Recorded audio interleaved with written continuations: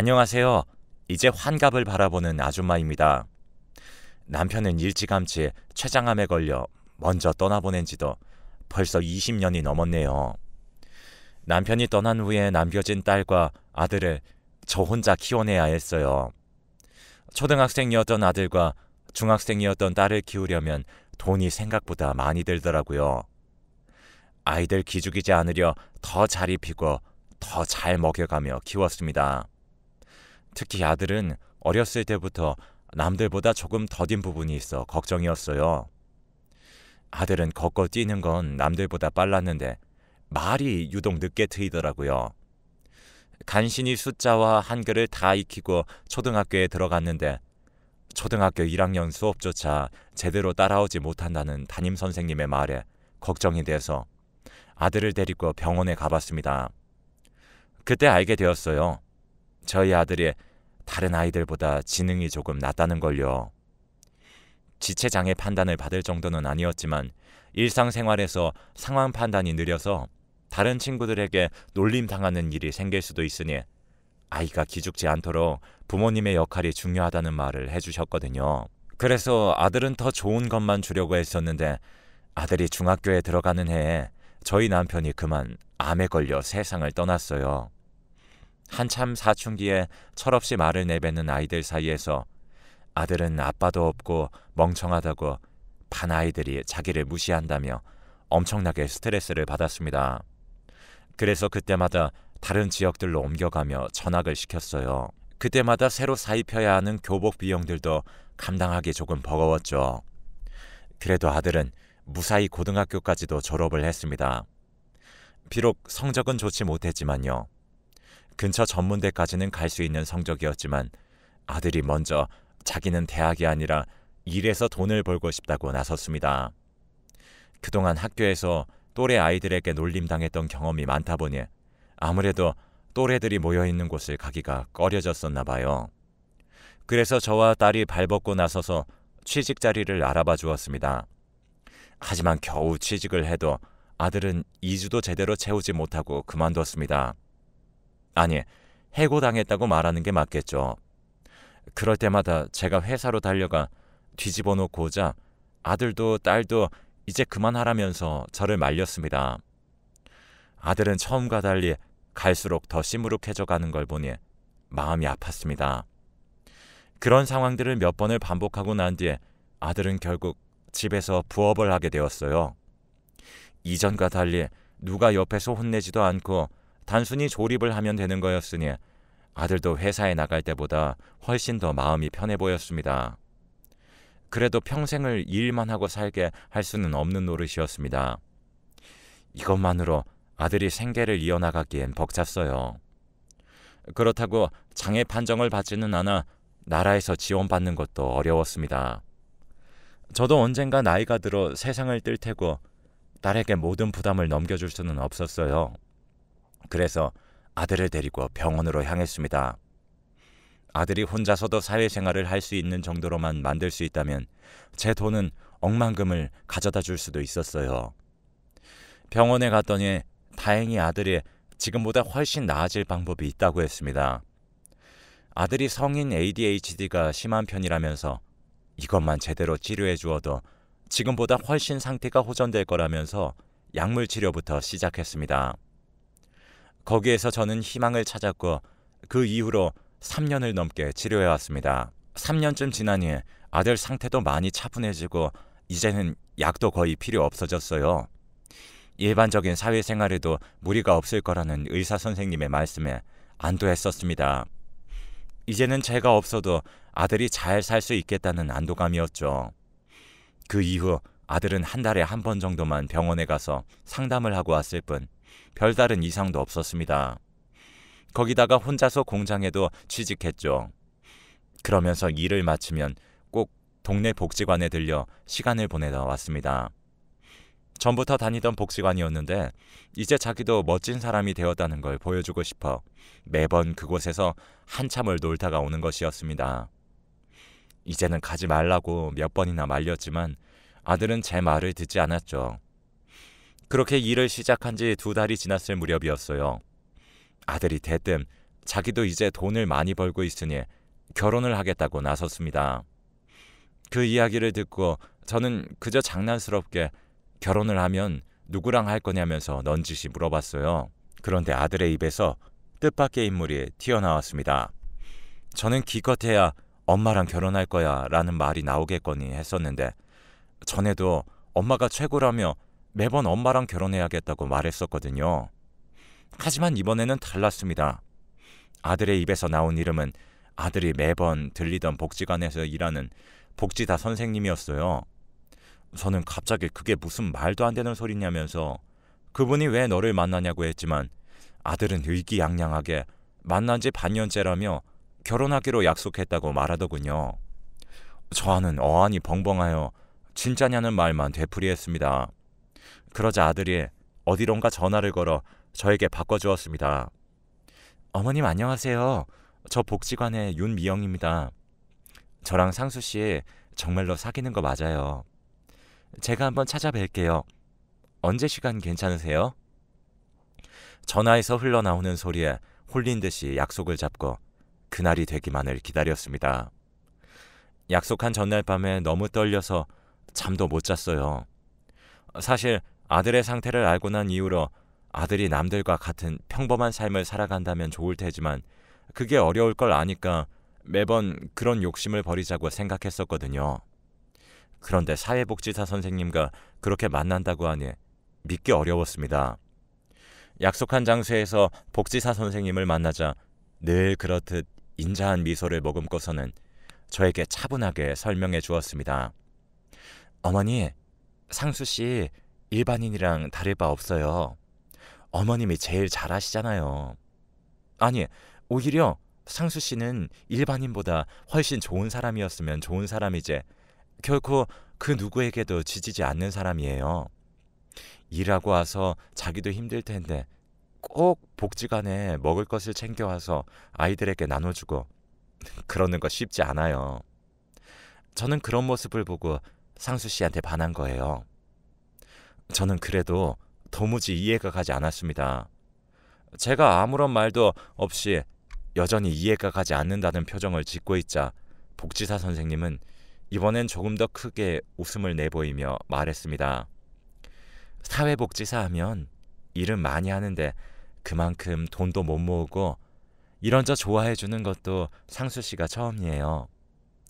거기다 제 나이도 상수 씨보다 훨씬 많은걸요.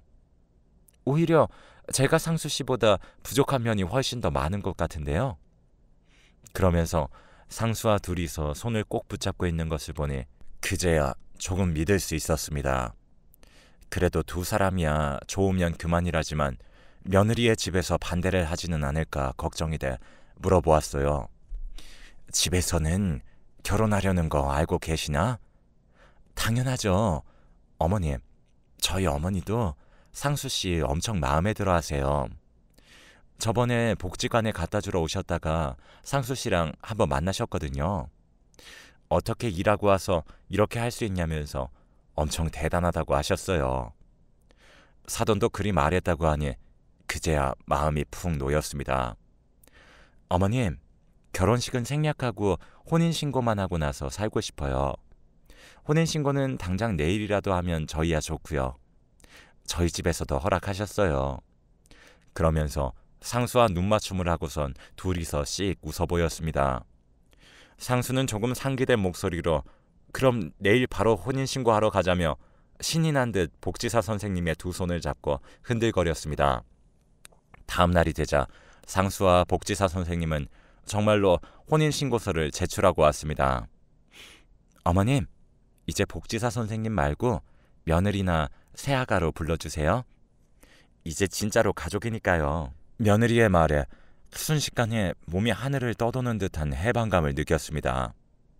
그동안 아들 걱정이 이만저만이 아니니 제 몸보다도 제가 떠나고 나면 아들을 어찌해야 할지 막막해서 가슴이 턱하고 막혀있는 기분이었거든요.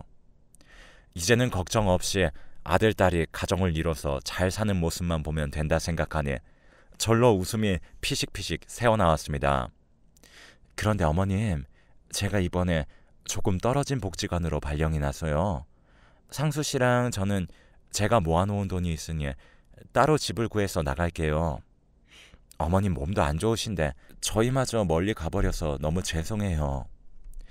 상수와 처음으로 멀리 떨어져야 한다는 불안한 마음과 동시에 며느리 돈으로 집까지 구해서 나간다고 하니 미안한 마음도 앞섰습니다. 이 집 전세금 빼서 너희 집 구하는데 보태줄 테니 조금만 기다려보렴. 나는 이제 혼자 살 테니 이것보다도 작은 집으로 이사가면 돼. 둘이서 살기에도 크다 생각했는데 이참에 이사도 해야겠구나. 제 말에 며느리는 한사코 그럴 필요가 없다면서 손사래를 쳤지만 제가 해줄 수 있는 게 이뿐이라 저도 물러서지 않고 결국엔 제 뜻대로 했습니다. 그리고 상수가 이사가는 날이 되자 한 번도 제 곁에서 떼어놓지 않았던 애를 멀리 보내려니 마음이 벌써부터 적적해져 왔습니다. 상수는 그저 신이 나서 제 아내 뒷공무니를 졸졸 쫓아다녔지만요. 그렇게 두 사람을 보내고 난 뒤에 이제 정말 신경 쓰지 않으려 했었습니다. 그런데 왜인지 상수와 연락이 잘 안 되더라고요. 아무래도 신경이 너무 쓰여 상수네 집으로 갔습니다. 요즘엔 아들네 집이라도 불쑥 찾아가는 건 예의가 아니라지만 매번 연락을 하면 며느리는 바쁘다는 핑계에 상수는 연락조차 제대로 받지 않으니 갑갑해서 가만히 있을 수가 없어 불쑥 찾아갔습니다. 버스를 타고 2시간 만에 도착한 집에 초인종을 눌렀지만 안에서는 아무런 인기척이 들리지 않았습니다. 두어 번 더 눌러보다 며느리에게 전화를 했습니다. 네, 어머님. 어쩐 일이세요? 내가 너희 집에 반찬 좀 갖다 주려고 왔는데 상수도 집에 없니? 어머, 상수 씨도 집에 없어요? 저도 잘 모르겠어요. 그럼 제가 지금 반차 쓰고 바로 갈 테니까 잠시만 기다려주세요. 다른 집 며느리들은 이렇게 찾아오면 경비실에 맡겨달라고 한다던데 반차까지 쓰고 달려오겠다고 하는 걸 보니 며느리가 참 착한 아이인데 제가 오해했나 싶어 오히려 미안해졌습니다. 아니야, 그럴 필요 없다. 내가 말도 안 하고 온 탓에 반차는 경비실에 맡기고 갈 테니 퇴근하고 가지고 올라가렴. 그러자 며느리는 너무 죄송하다면서 다음부터는 연락하고 와달라는 말을 전했습니다. 괜히 나이가 들수록 걱정만 많아져서 쓸데없는 짓을 한 건가 하고 경비실에 803호 부부가 오면 전해달라는 말과 함께 반찬을 건넸습니다. 그런데 경비 아저씨가 의문스럽다는 듯이 803호요? 라고 되물었습니다. 제가 그렇다고 고개를 끄덕이자 경비 아저씨는 다시 한번 확인하려는 듯 자신의 앞에 놓여진 종이들을 뒤적이며 말했습니다. 803호에는 사람 안 사는데요. 잘못 찾아오신 거 아니에요? 저는 놀라서 그게 무슨 말이냐며 분명히 여기가 맞다고 했습니다. 한 동짜리 아파트라서 동이 헷갈릴 리도 없었거든요. 그게 무슨 소리예요? 분명히 여기라고 아들이 주소도 보내줬는데 기다려보세요. 제가 전화해서 확인시켜 드릴게요. 다시 상수에게 전화를 걸었지만 상수는 여전히 전화를 받지 않았습니다. 그래서 며느리에게 전화를 해 상황을 설명하자 며느리는 눈에 띄게 당황하며 지금 가고 있다면서 잠시만 그곳에서 기다리라고 할 뿐이었습니다. 경비 아저씨는 정 못 믿겠으면 직접 올라가서 같이 확인해보자며 마스터키를 챙겨 들고서는 저를 잡아 끌었습니다. 저도 제가 당연히 맞다는 생각에 올라가서 확인해보자고 했어요. 그런데 올라가서 보니 정말 경비 아저씨 말대로 그곳은 빈집이었습니다. 누가 봐도 사람이 산 흔적이 남아있지 않았어요. 그러던 와중에 며느리가 헐레벌떡 엘리베이터에서 내렸습니다. 어머님, 거기 계시라니까 왜 여기까지 올라오셨어요? 지금 내가 올라온 게 문제가 아니라 너희가 집 이사했니? 아, 네네, 맞아요. 일주일 전에 이사했는데 제가 말씀드리는 걸 깜빡했네요. 그럼 이사한 집으로 가자. 여기 반찬들 밖에 너무 오래 놔둬서 상하겠다.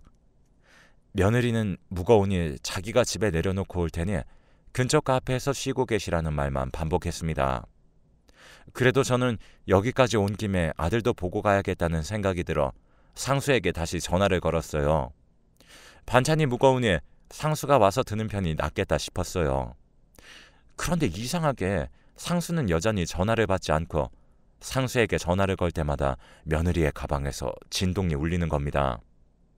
몇 번씩이나 제가 전화를 거는 타이밍과 진동이 울리는 타이밍이 딱 맞아 떨어졌어요. 며느리의 가방을 낚아채서 속 내용물을 뒤졌습니다. 그러니 떡하니 상수의 휴대폰이 나오더라고요. 그때부터 예감이 너무 불길해졌습니다.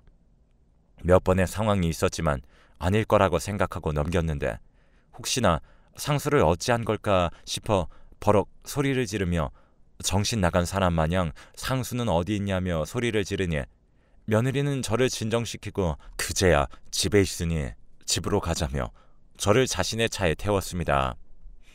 가는 동안 며느리는 계속 이사한 집에 아직 정리가 덜 돼서 어머님에게 보여드리기 부끄러워서 그랬다며 전화기는 상수가 아침에 실수로 집어넣은 것 같다고 오해라면서 찬찬히 설명해 주었습니다.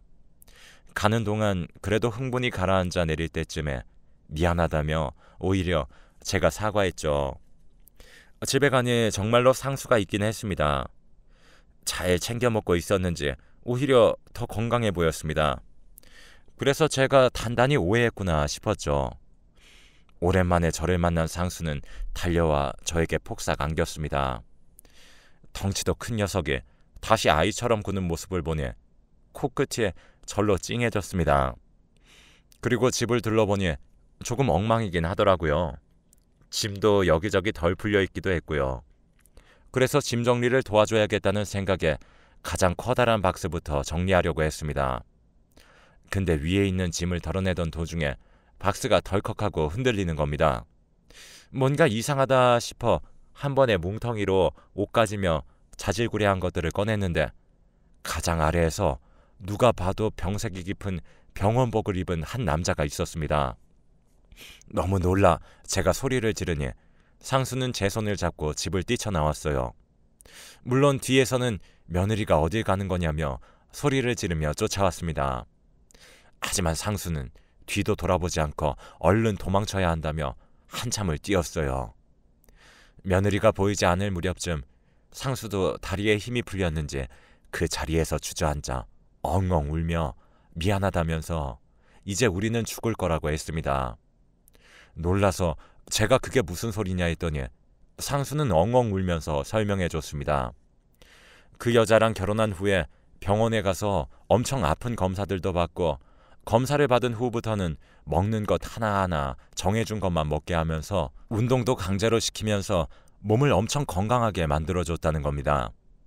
그러면서 여자가 출근할 때 저에게 전화나 다른 사람들이랑 접촉도 못하게 전화기도 뺐고 안방에 자물쇠를 채우고 나갔다고 해요. 그 이야기를 듣고 의아해진 제가 그게 무슨 소리냐며 그럼 아까는 어떻게 밖에 나와 있었던 거냐고 묻자 방금은 무서운 아저씨가 와서 방문 열어주고 곧 엄마가 올 텐데 아무 일 없었던 척하라면서 지금까지 있었던 일을 말하면 엄마도 자기도 어떻게든 죽여버리겠다고 했답니다. 자기가 바로 옆에서 듣고 있을 테니 허튼 소리 하기만 하라며 으름장을 놓으면서 말이죠. 알고 보니 상수의 ADHD를 치료하기 위해 다녔던 병원의 전담 의사가 아까 그 남자의 사촌이었는데 자기 사촌이 간 이식이 필요한 상황이니 혈액형이 맞는 환자들에게 간 이식이 가능한지 검사를 한 겁니다. 그러던 중에 저희 상수가 간 기증에 적합하다고 나왔고 그때부터 그 여자가 상수에게 의도적으로 먼저 접근한 것이었습니다. 자기 남편을 위해서요. 일부러 남편과 서류상으로 이혼해놓고 상수에게 접근한 거였죠. 물론 상수가 복지관에 간 것도 그 남자의 사촌이라는 의사가 먼저 추천해줬다고 합니다. 그렇게 상수가 속아 넘어가 진짜로 혼인신고까지 하고선 간이식을 할 때까지 상수를 감시하고 있었던 거죠. 물론 중간에 상수가 이상함을 눈치채고 저에게 가겠다고 몇 번을 말했지만 협박했다고 해요. 심지어 다음 주에는 입원해서 간이식 수술도 얼마 후면 할 예정이었다고 합니다. 그 이야기를 듣고서 치가 떨려 당장 변호사를 선임하러 갔습니다. 변호사를 통해서 사기 결혼과 감금 그리고 협박죄까지 모두 묶어 신고했습니다. 그러자 변호사를 통해서 이야기를 해보자고 연락이 오더군요. 낯짝도 뻔뻔하게 저희 집까지 찾아와 문을 열어달라며 난동을 부렸습니다. 얘기 좀 해요. 간이식 조금 한다고 사람이 죽는 것도 아니고. 내가 해코지를 했어. 뭘 했어? 건강하라고 음식도 좋은 걸로만 해줘. 운동도 시켜줘. 간이식 한다고 사람 안 죽어. 문 밖에서 들려오는 악다구니에 결국 문을 열어 제끼고 소금을 뿌려댔습니다. 물론 욕도 한 바가지로 쏟아부어줬죠. 그 여자는 뭐하는 짓이냐며 달려들려고 하길래 한바탕 몸싸움까지 벌였죠. 그 후 몰래 간이식 공여자 검사를 한 의사는 당연히 면허 취소를 당했고 그 여자도 사기 결혼에 감금 협박 모두 묶어서 결국 징역살이를 하게 만들었습니다. 하지만 이 일의 발단인 남자는 몸이 아프다는 이유로 계속 병원에 있는다더군요. 아직도 그 생각만 하면 속이 뒤집어지고 화병이 날 것 같지만 그래도 상수가 무사히 돌아와서 천만다행이라는 생각을 해요. 그 이후로 상수는 트라우마 때문에 이전에 하던 부업조차 제대로 하지 못했어요. 특히 방 안에 들어가서 문이 닫히는 걸 극도로 싫어했습니다. 그 일이 있고 난 직후에는 제가 조금이라도 눈에 보이지 않으면 극도로 흥분하면서 저를 찾아다녔었는데 병원을 다니면서 조금씩 극복해 이제 겨우 그 일이 있기 전처럼 사네요. 그런데 저도 나이를 먹을 만큼 먹었고 상수를 돌봐주는 건 한계가 있는데 제가 떠나고 나면 상수는 어찌해야 할지 걱정이 앞섭니다. 그리고 혹여나 그 여자가 징역을 다 살고 나와서 상수한테 해코지라도 할까 두렵기도 하고요. 그런 사람들은 당연히 평생을 교도소에서 살아야 하는 것 아닌가요? 이제 앞으로 어떻게 해야 할지 너무 막막하네요. 가해자들은 발 뻗고 자고 피해자들이 더 움츠러들어 있다는 현실이 너무 갑갑합니다. 그래도 저밖에 모르는 상수를 위해서라도 힘을 내야겠죠. 여러분들도 아무리 힘든 일이 있어도 포기하지 마시고 이겨내시길 바랄게요.